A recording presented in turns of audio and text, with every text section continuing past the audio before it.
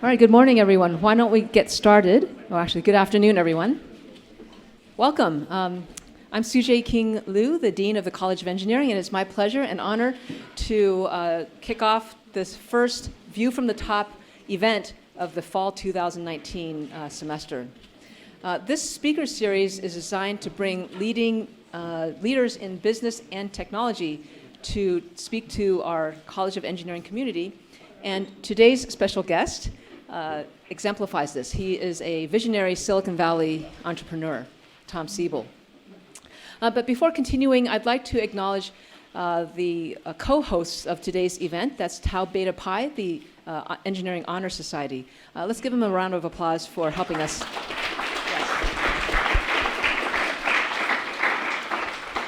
I'd also like to extend a warm welcome to all of the members of the Dean's Society and also everybody who's watching and joining us online.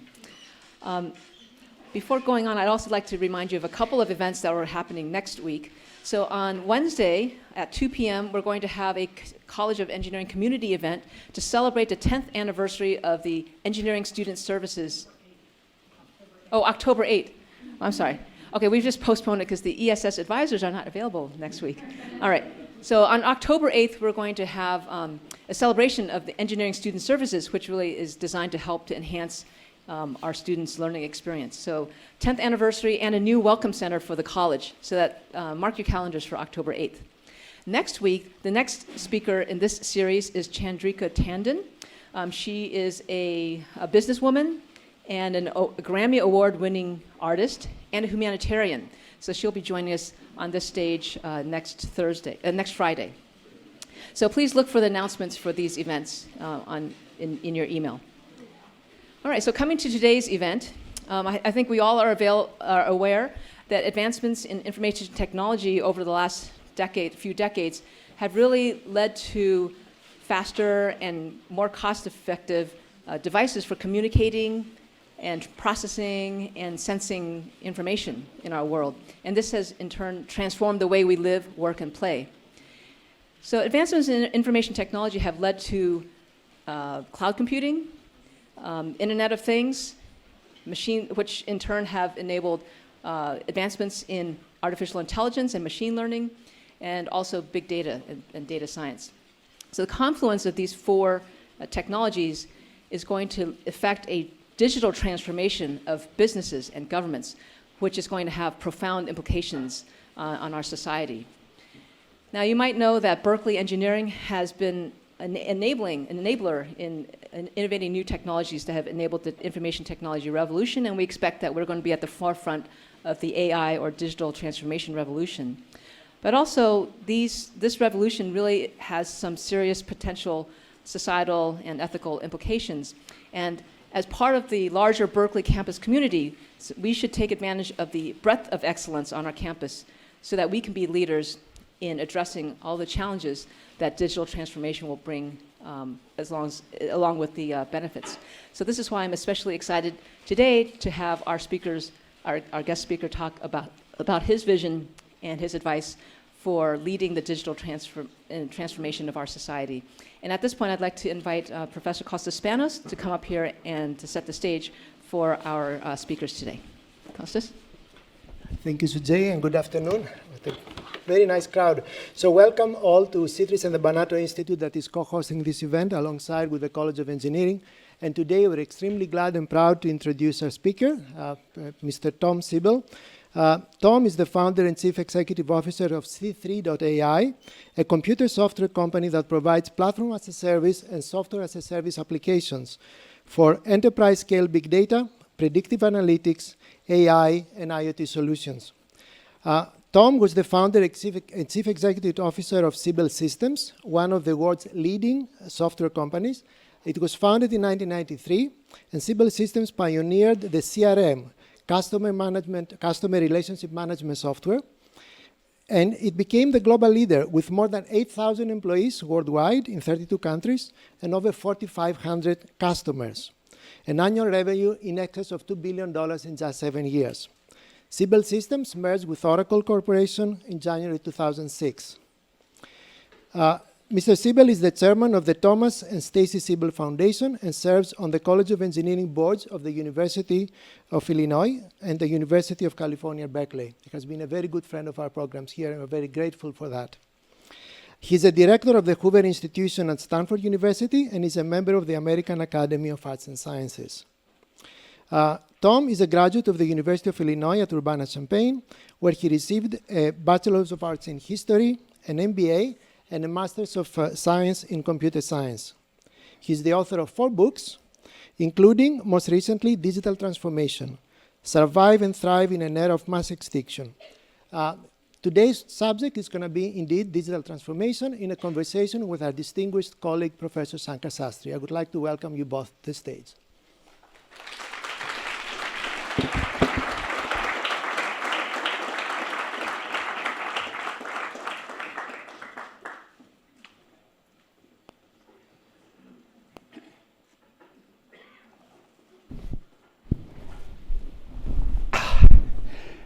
Thank you, Tom. Thank you for being here, and thank you all. There's a full house here, so it's delighted to see our campus community. I'm going to plunge right into it, just so that we'll have. I have a few questions. We'll get going with this conversation, but we want to throw it open to questions before not too long. This, by the way, is the book. I hope you've already read it, and. Yeah, I got to reread it in preparing for this. It's just, I must say I really enjoyed, here it is, okay. I enjoyed rereading it. So, Tom, let me start off by asking you about Daniel Bell and his 1973 book, The Coming Post-Industrial Age. As you say in the preface of your book, you didn't miss much. But Bell's book is really not standard fare. How did you come upon this book? I spent a lot of time at the University of Illinois at Urbana, and my first degree was in history of science. And then I went back to learn the languages of commerce so I could play the game of business at a higher level. And so I went to the Graduate School of Business to learn the languages of finance and marketing and accounting and what have you. So I could play that game, and a course that I really enjoyed was a course in operations research, which brought me down into the computer lab. And back then, we were computing on these massive, CDC cyber supercomputers and coding in Fortran on, key punch machines with, large decks of Hollerith cards that we'd take in every evening to have, read, and we'd get to the 3rd card and there'd be a typo, so you'd have to go do it again. Anyhow, in the course of, I really got it. I spent a lot of time in the computer lab and got involved with discrete simulation and whatnot. And one day I was roaming through the bookstore in the Illini Union and stumbled upon a book published by Daniel Bell. It had been published in 1973, and it was called The Coming Post-Industrial Society. And let's think about this, 1973. Okay, this would be the era of the Ford Mustang. This is the Interstate Highway Act. Detroit is king. Okay, we are in the business of manufacturing, goods as an economy. And so Daniel Bell, it turns out, is the title of his book is The Coming Post-Industrial Society. And he was a Marxist sociologist from Harvard, and really quite influential in the 70s in the United States, one of the most influential thinkers. And his thesis in this book is that the global economy is about to go through a restructuring in the following decades, on the order of the Industrial Revolution, to what he calls the post-industrial society, and he also coins the term the information age. And let's think about this, 1973. People, this is before the mini computer. This is before the personal computer. If you can imagine this, it's before the cell phone. Okay, it's before the fax machine. Before any of this, he puts forth this idea that we're going to see a restructuring of the global economy on the order of the Industrial Revolution, where the scarcest resources are going to change from in the industrial area, where we have various forms of capital, okay, to the post-industrial area, where the scarcest and most precious resource becomes information and timeliness and accuracy of information. And so he kind of foretold this whole story that we've been living in the last, 4 or 5 decades. And I found that very inspiring. And so I have been taking some classes. If you know the campus at the University of Illinois Urbana, and some of you do, it's kind of the demilitarized zone line of demarcation is something called Green Street, and north of that is engineering, and south of that is liberal arts and sciences. And so I've been taking some classes north of Green Street in the, mostly in operations research, and managed to somehow get admitted to the graduate school of engineering, for which I was completely unqualified, and then this motivated me to get a degree in this field so I could play the game in this economy that Bell described.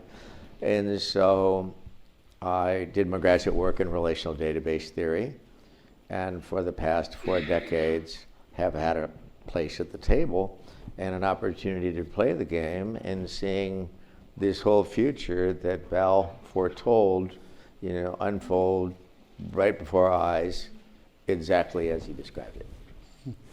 So the title of the book is, it says, Survive and Thrive in an Era of Mass Extinction. And in chapters 1 and 2, you make a case for how the confluence of IoT, AI, machine learning, and elastic cloud computing is likely to be really disruptive as in evolutionary biology. And you talk about the punctuated equilibria. So tell us your vision of the scale of this digital transformation and its punctuated equilibria. Okay, so this effort, C3.ai, we began in 2009, okay? And as we looked in the world in 2009, it appeared to us that the next step function in information technology that was likely to change everything included elastic cloud computing, big data, the Internet of Things, and AI. And now I think that is all, there really wasn't much going on in 2009, but today it turned out to be true. Now, and so we basically worked on building a software platform that would allow organizations to take advantage of those technologies to build classes of applications that were to solve problems that were previously unsolvable. We could talk about those later. But in the course of traveling around the world and visiting chief executive officers and boards of directors in Shanghai, Beijing, Rome, Paris, London, New York, Minneapolis, Chicago, and San Francisco, these people with whom I had done business now for decades, all of a sudden we're talking about this thing called, in every boardroom, in every CEO's office, they were talking about this thing called digital transformation. And candidly, I found the idea completely perplexing. I'm thinking, like, digital transformation as opposed to what? As opposed to analog transformation? And and it was clearly something that was very important, okay, and it was urgent. It was something that people needed to do now, okay? But when you poked at it and tried to tease apart what they were thinking about, there was no commonality between their use of the term. They had no idea what they were talking about. And so, this gets us from, say, 2009 through about 2014, and then I think I figured out what is happening. And what's going on in the world is that in the first 2 decades of the 21st century, we're going through a mass extinction event in the corporate world. And in fact, in the first 18 years of this century, 52% of the Fortune 500 companies have disappeared. Okay, where's Westinghouse? Where's Kodak? Where's Sears Roebuck? These companies are just gone, and it's almost inconceivable that these companies could be gone. GE will be the next to disappear. And 52% are gone. So what we're dealing with for CEOs is an existential event. And then, many of you, probably all of you, have read this book called *Sapiens*. Pretty good book, right? And many of you either have read chapters of or all of. So I read *Sapiens*, and this started me thinking about evolutionary biology. And I had the opportunity to take a class in that area in the past. And so I recalled, On the Origin of Species by Charles Darwin. And in The Origin, he describes this process of natural selection as the driving force behind the speciation of the planet, right? And you all know that story, so we don't need to go into it. And he did this, as I recall, this was like 1859. Might give me a couple years, one way or the other, if I'm wrong, but that's pretty close. Okay, and the problem that Darwin had is he couldn't explain the gaps in the fossil records. And there were huge gaps in the fossil records. And his explanation was, well, we just haven't found them yet.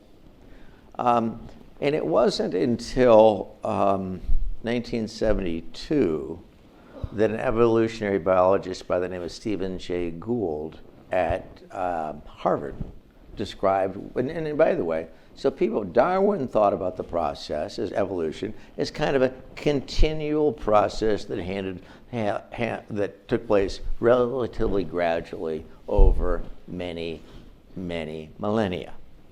It moved constantly upward to the right, kind of the way we think about Moore's law.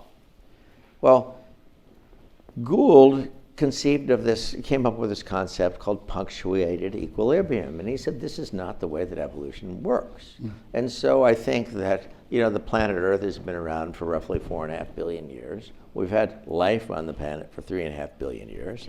And in the last 440 million years alone, which is relatively a blink of an eye in this kind of bigger picture, we've had 5 mass extinction events on the planet Earth, and through some of these extinction events, is glaciation, tectonic issues, the poles switching sides, and during these extinction events, as many as 96% of the species on Earth became extinct, and these speciation events would then be followed. These extinction events would have long periods of stasis, okay? And then an extinction event, followed by mass speciation of all these new species with new DNA.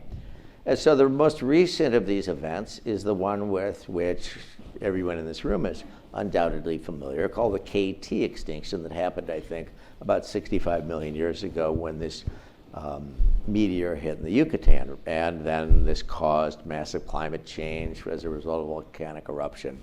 And 75% of the species on Earth became extinct 65 million years ago.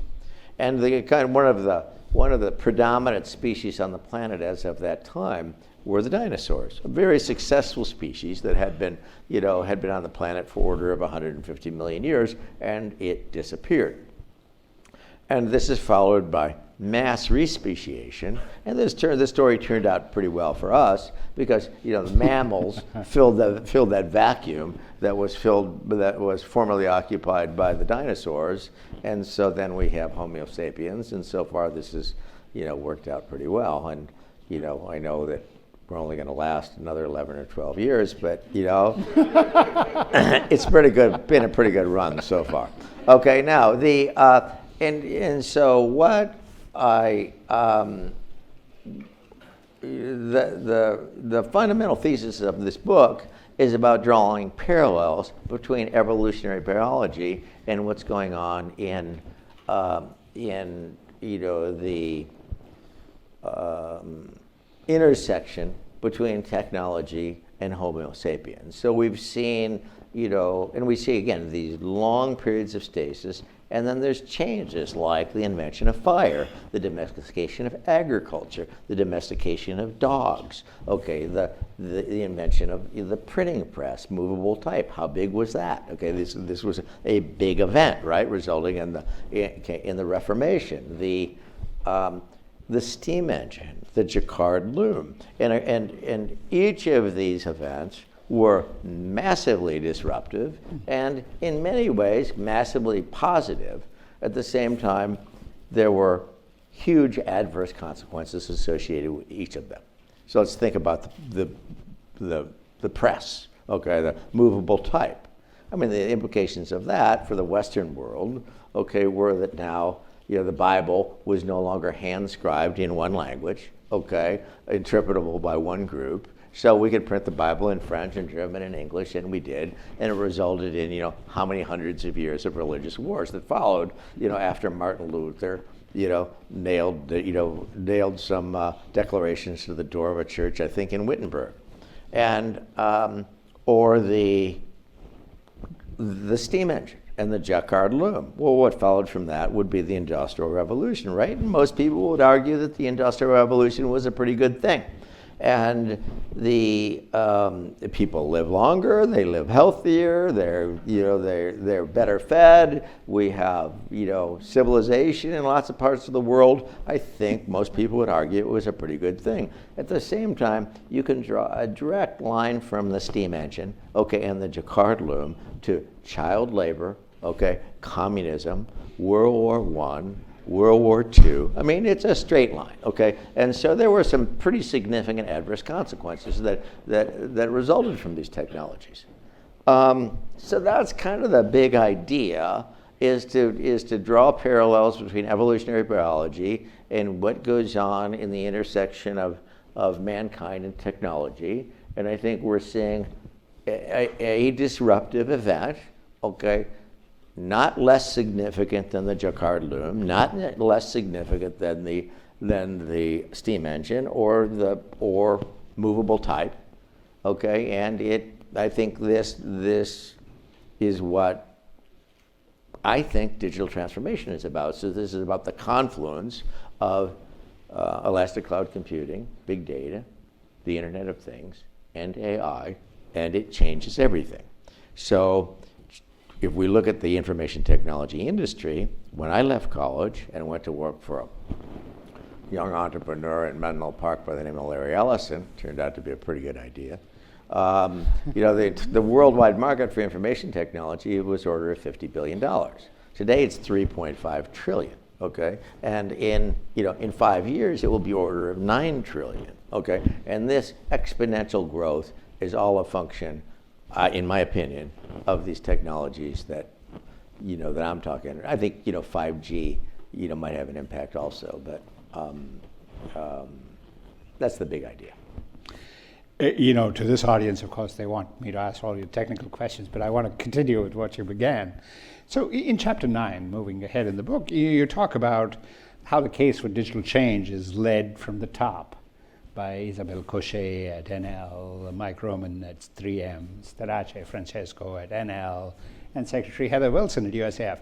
Tell us what resemblance you see in this leadership group that's actually making this change to keep them out of the punctuated equilibrium, the extinction events that you talk about here.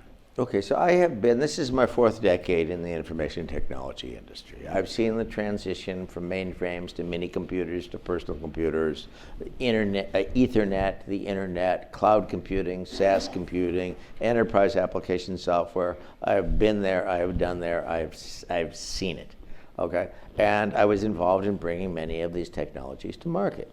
And I would say in the last 30 years, these technology decisions were made in universities and research institutions and the government and private enterprise by the CIO. And the CIO was the person who would say, we're never going to use a mini computer, or we're never going to use Ethernet, or we're never going to use the personal computer. So you wait for that person to get fired, and you come back 2 years later, okay? And this is how the industry grew. But it was always the CIO who made these decisions. And the CEO was nowhere to be found. Now, if you installed, maybe you had an enterprise application software system that reached 100,000 people at a place like IBM, then you'd spend some time with Lou Gerstner. Or if you did the same thing at General Electric, you'd spend some time with Jack Welch. But it was definitely the CIO making all these decisions. And the CIO, he or she, would then brief the chief executive officer once a quarter on what, if anything, was being done.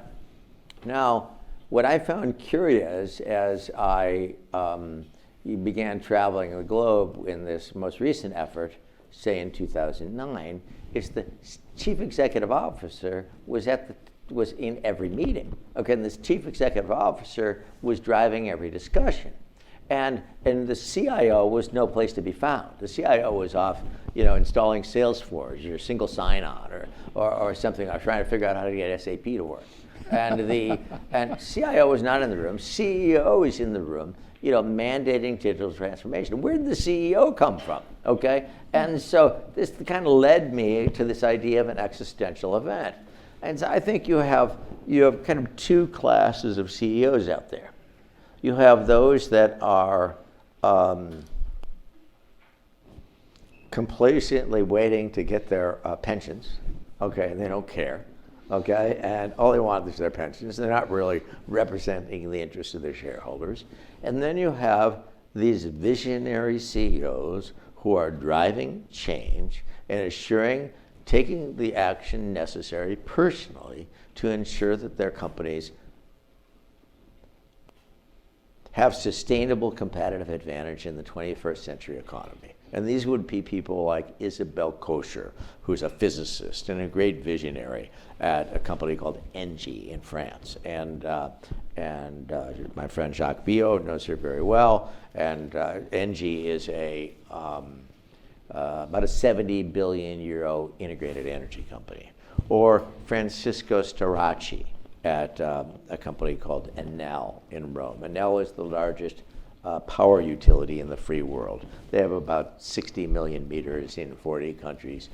To put that into perspective, there are about 100 million meters in the utility system in the United States. So this is a pretty big utility. And by the way, those 100 million meters are serviced by 3,250 utilities. Mike Roman, the CEO of 3M.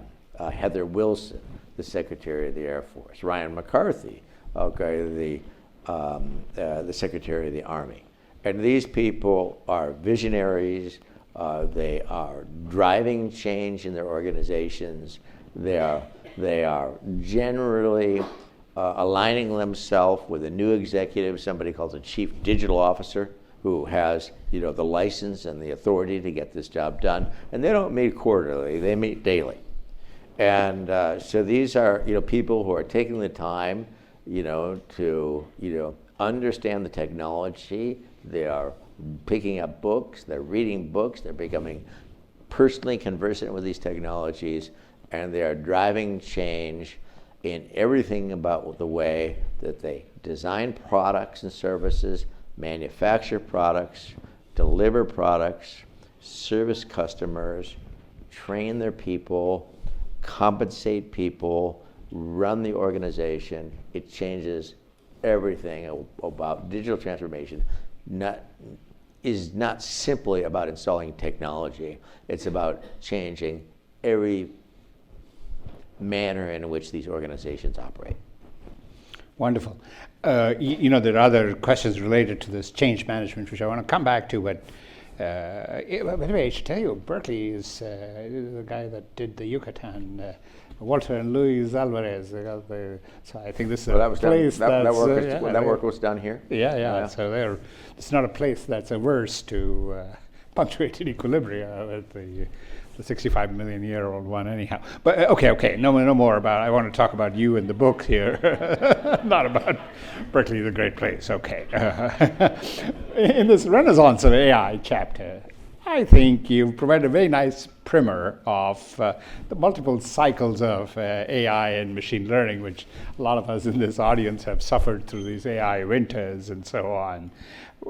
But, and you talk a little bit about the emergence of AI and machine learning, and especially deep learning. Now, some people are really concerned about sort of the brittleness of these algorithms. But give us your sense of how come what's ready for use in practice, and how is it likely to play forward, going forward? Well, the concept of AI is not new, right? This came about, what, in the 50s with Marvin Minsky and these guys at MIT? Okay, and kind of nothing happened for 70 years, and what that was called the winter of AI. But what we were lacking were the underlying enabling technologies. Okay, and one underlying enabling technology would be the elastic cloud. I mean, with the elastic cloud, we have all of us immediately available today, virtually infinite computing capacity and infinite storage capacity at virtually no cost. And by the time Satya and Jeff Bezos and Andy Jassy are through slitting one another's throats, I mean, the stuff is going to be free. Well, it will be, and so it'll essentially be, it's approaching, I mean, infinite is a big number. I mean, there's people in this room who have done serious computing on 8-bit processors that operated at 300 hertz cycles. You'll remember that. You had to think. Okay, and you were getting some people in this room who remember that storage is something that you would bring in a forklift, okay, into a machine room. Okay, today with this elastic cloud, I mean, we're not looking at 8-bit processors at 300 hertz cycles. We can spool up literally tens of thousands of 64-bit, of processors doing virtual machines, doing 64-bit floating-point operations at 3 gigahertz cycles, right? And store, virtually unlimited amounts of data. So that is what, that was fundamental, okay, to be able to solve these problems, because the data sets are staggering and the computational requirements are breathtaking to solve some of these machine learning problems. So what can we do? So I think about it. Julius Caesar used to talk about Gaul divided into 3 parts, right? And so I think of AI as divided into 3 parts, and this will be controversial here, so I'm probably going to get stoned in a minute, okay? and I never get through one of these things without breaking a little glass, and I'm surprised to ever get invited back. But I think if you look at AI, there's kind of 3 areas. Number one, we have AGI, which is artificial general intelligence, and this would be like the Google DeepMind project. This would get to Kurzweil in the singularity. This is the idea that we're going to have computers that are equivalent to or smarter than human beings, okay? Now, I don't think there's any question that we can get a computer that could do any individual task better than a human. Perhaps drive a car, play chess, play Go. But I think the idea that we're going to have computers that are going to do, all tasks better than a human being anytime in the future, or be more intelligent than a human being anytime in the foreseeable future, in my opinion, is highly unlikely. And so this Elon Musk grant, and by the way, Elon is a very, very bright guy and someone for whom I have enormous professional respect, and personal admiration. But I do not think we need to worry about the malevolent computer refrigerator taking over the household. Okay, it's not going to happen anytime soon. And I think we underestimate the capacity of the human mind and the human spirit. And candidly, I think the most powerful computer that we can conceive of today might have an intellectual capacity equivalent to a mealworm. Okay. Now, the second area of AI relates to the application of AI in the field of social media. Now, this is actually pretty troubling, and where social media companies have figured out how to use computers to manipulate people, say 2.2 billion at a time, at the level of the limbic brain. So this has to do, the limbic brain is that part of the brain that we have that evolved maybe 200 million years ago, and that's what we have, that part of the brain nervous system that we have in common with a lizard, okay? And it deals with the stuff of survival, okay? What would that be? Food, water, sex. Okay, and it releases a neurotransmitter called dopamine, which is the pleasure center of the brain. And this is how we learn to do things that result in the survival of the species. Okay, like eat and drink and whatever else. Okay, now.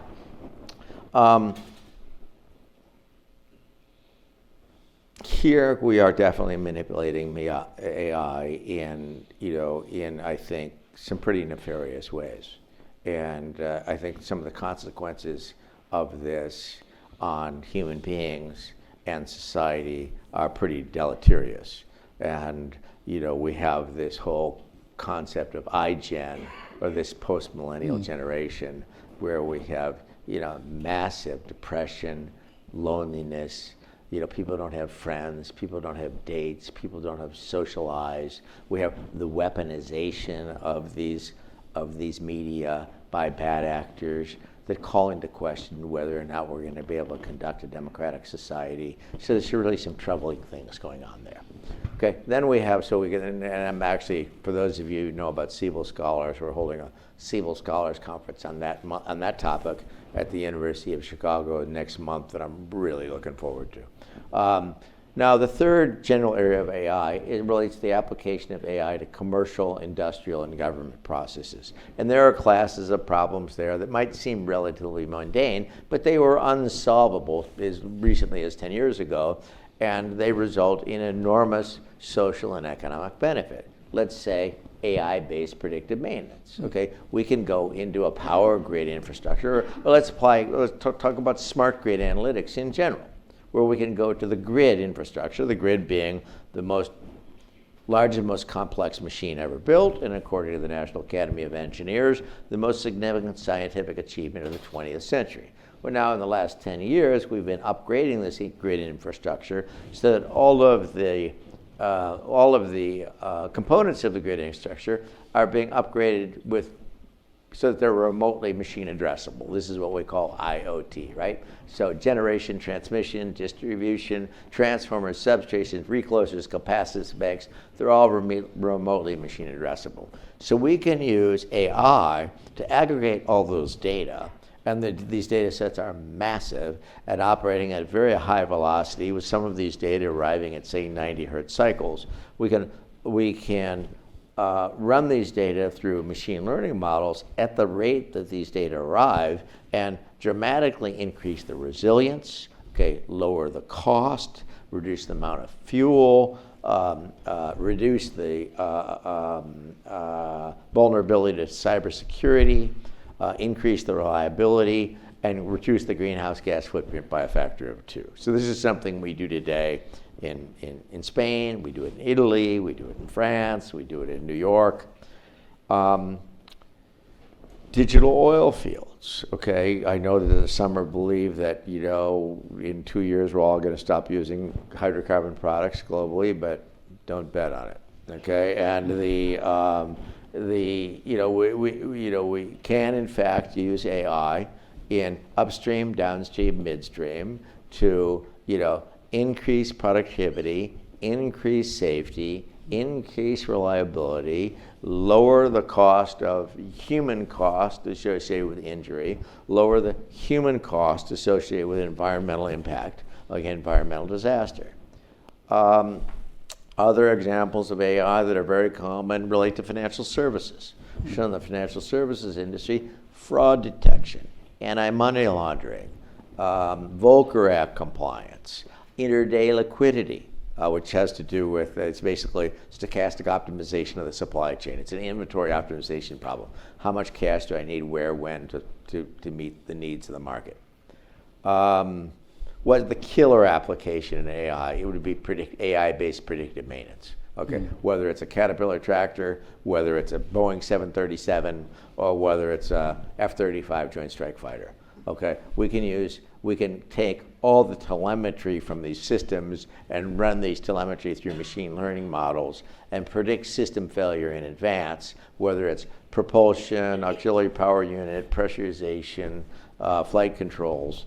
And if we can predict the failures, say 50 to 100 flight hours in advance, we can avoid unscheduled maintenance and increase the availability of aircraft, and also dramatically decrease accidents. And we do this, for example, for the United States Air Force. The United States Air Force has 4,600 aircraft, and today we're doing AI-based predictive maintenance for E-3 Sentry, that's the AWACS, F-15, F-16, F-18, F-35 Joint Strike Fighter, and we increased the availability of some of these aircraft from order of 50% to order of 80%. And if you're in the business of being the Secretary of Defense, that's actually a pretty big deal. When some of these aircraft cost, say, $100 million a copy and they're grounded. These are types of applications that we do every day. What will the largest application of AI be? Hard stop precision medicine. I mean, we can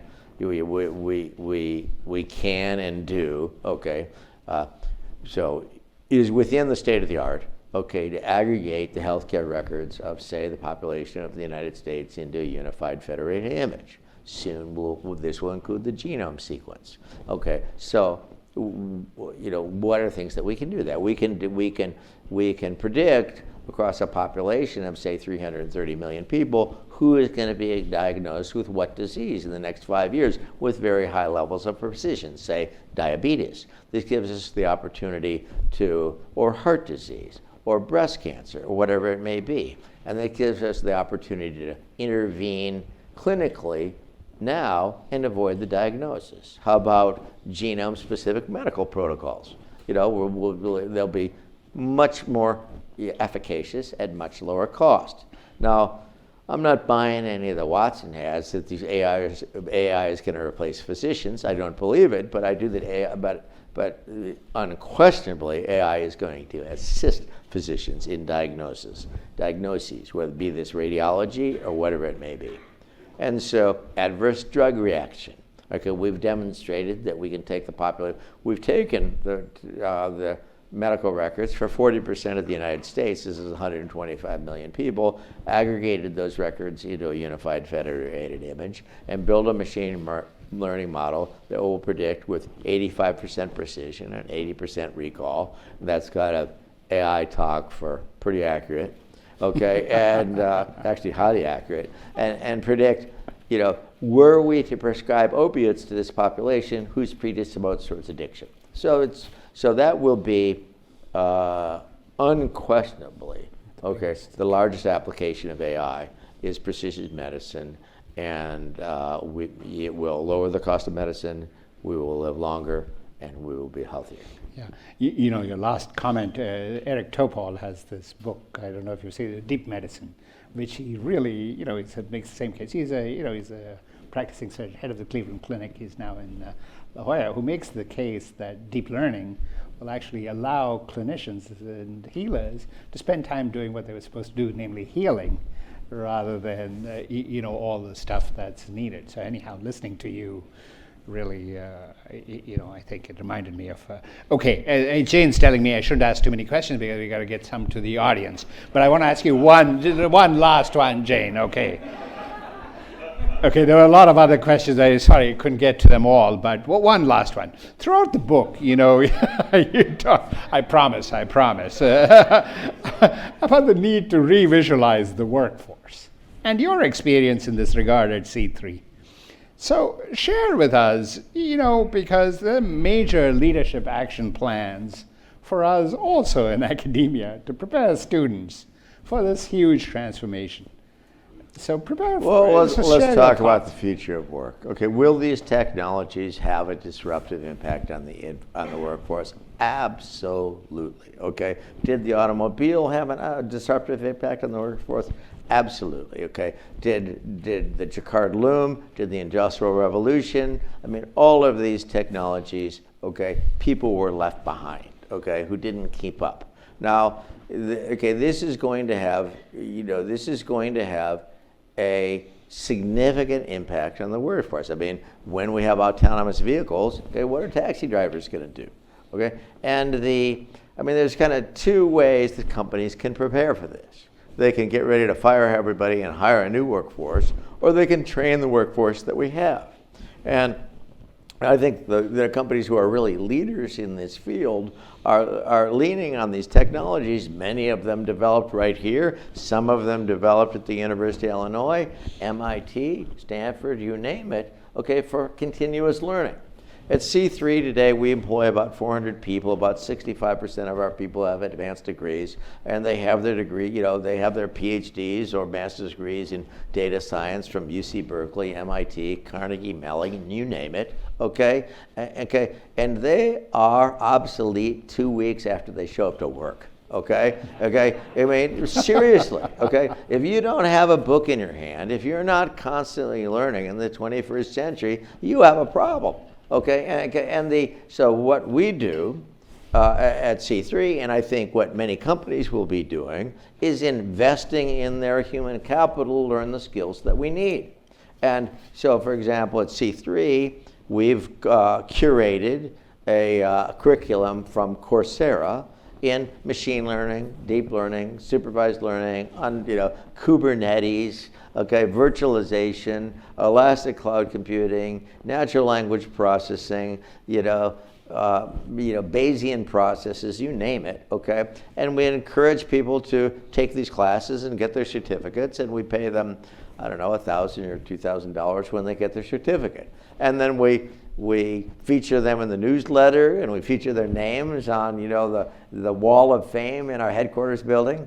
And now for people that want to get master's degrees in computer science or data science, I know that you have a similar program here, but there's a program at, another okay computer science program at the University of Illinois at UC Berkeley. And for those people who want to get their advanced degree in data science or computer science, okay, they enroll and get admitted, which is not that easy to get admitted, as you know, okay? And then we pay the tuition. We pay the fees. We provide them a $25,000 bonus when they get their degree, and we get a 15% increase in cash compensation and additional equity in the company. So at C3.ai, learning is a core part of the culture. And I think that in companies that really thrive, okay, in the 21st century, learning will be a core part of the culture to ensure that their workforce has the skills, okay, to meet the needs of this digitally transformed economy. Fantastic. All right, I promised. I think we have time for just a few questions.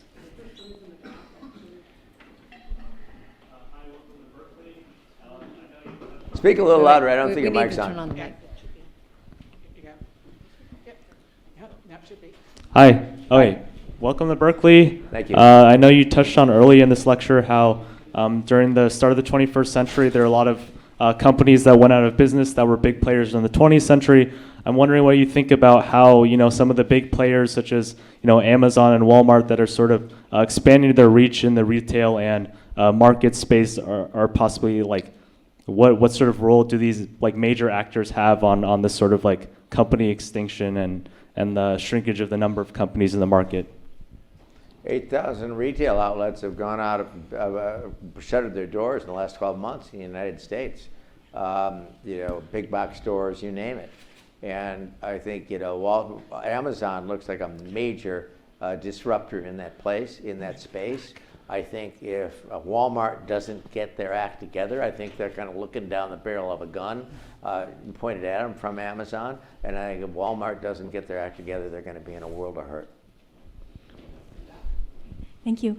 You've mentioned being trained in history of science, and you've talked a lot about the technology relationship to human beings. I wonder, what do you think for today's undergrad students, or even employees in your company, what do they need to know about history or about the relationship of technology and society? I think people need to know everything about history. In other words, let me comment. I know that it's very vogue, and I got in trouble with Sujay at one of her meetings when I went off on a jag on this, so I know I won't be invited back to that. Okay, but where there's this emphasis that everybody has to study science, technology, engineering, and mathematics. I mean, really? Why? Why? I mean, what's the matter with classics? How about literature? Okay, if you don't understand history, how can you operate in this, in this world? So I think all of these things are important, and I think they're equally as important, okay, as electrical engineering and data science. Let me give you one example. Okay, we were working with Enel doing predictive maintenance. Doing fraud detection, okay, for energy in Italy. And we had some of the best data scientists on the planet Earth, Zico Coulter from Carnegie Mellon, Henrik Olsen from UC Berkeley. I mean, these guys are genuine pig shots, okay? Breaking their picks on building a machine learning models that would predict, who's stealing energy, how much are they stealing, and how are they doing it with any degree of precision. This is going on for 6 months. We have very high levels of precision and recall in Sicily, like 85%, and every place else is like 8%, which is, I'm sure, not acceptable. And so I sat down with these guys and I said, well, let me see the data. And they looked at, all the true positives were basically coming from Sicily. And what they had done, they were trying to build machine learning models for Italy. And they had built a pretty good machine learning model that operated in, I think, about 800 dimensional space. It was a supervised learning model that were for Sicily. And I said, have any of you guys ever read history? I mean, Italy is not one country. I mean, Italy used to be hundreds of city-states, and then it was 14 kingdoms. So I went on, some of you read Machiavelli. You remember this stuff, right?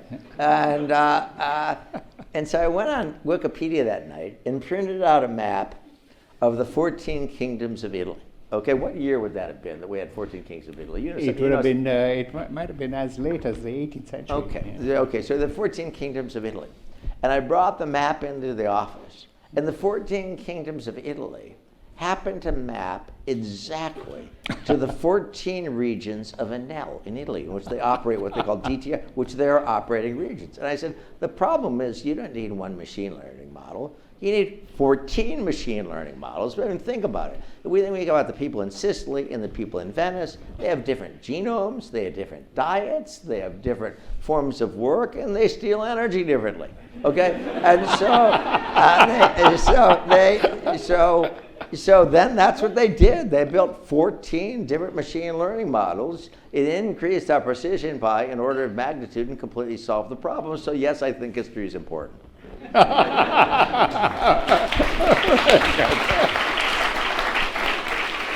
All right, thank you so much, Tom. I think we'll have to conclude the formal portion of our event today. But before you leave, Tom, we'd like to have our students from Tau Beta Pi present you with a gift token of our appreciation for spending time with us today. All right. I need that. Thank you.